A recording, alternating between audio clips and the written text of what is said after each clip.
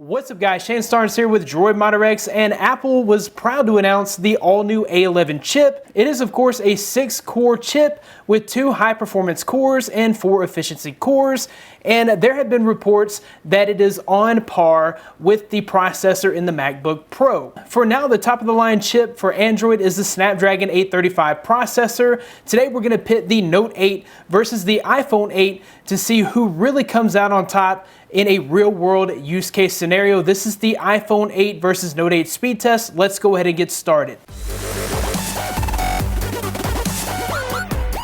All right, so we've got the Note 8 with the Snapdragon 835 processor on the left and the iPhone 8 with the A11 processor on the right. And as you can see, we're starting out with some simple stock applications.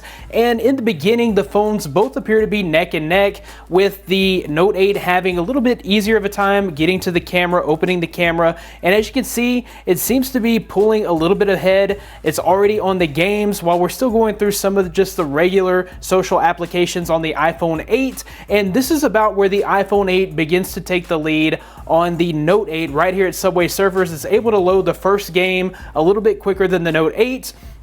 And it just continues with this progression of being able to load up games faster than the Galaxy Note 8. One other interesting thing to note here, on the Galaxy S8, we do have a software home button, so I'm having to swipe up to show the home button. That way I can click it and get back to home.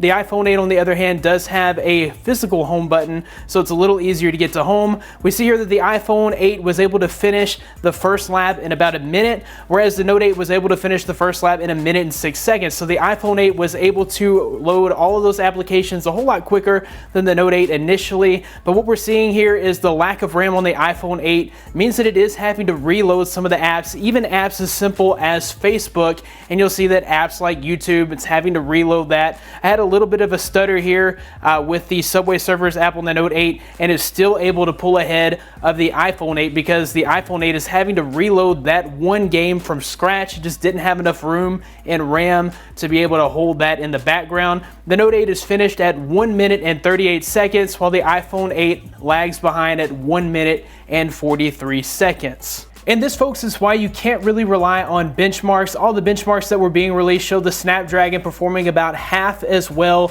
as the A11 chip in the iPhone 8. You guys can see in a real-world use case scenario that they are evenly matched if the Snapdragon 835 is not a little bit better, at least in this particular case. It all comes down to RAM management and software. The Note 8 does have 6 gigabytes of RAM, whereas the iPhone 8 only has 2 gigabytes of RAM. And you can see that when we're running 15 applications at once, the iPhone did have to cancel out some of those applications from the background, while the Note 8 was able to keep those running. While I'm not sure that you'll see a true difference in day-to-day use between the Note 8 and the iPhone 8, if you are a heavy multitasker and you play lots of graphic intensive games, the Note 8 may have the slight advantage when it comes to performance. That about wraps it up for this video. Let me know your thoughts in the comments below. You can find more of me at droidmodderx.com. Follow me on Twitter at droidmodderx. Thanks guys for watching. Be blessed. I'll see you in the next one.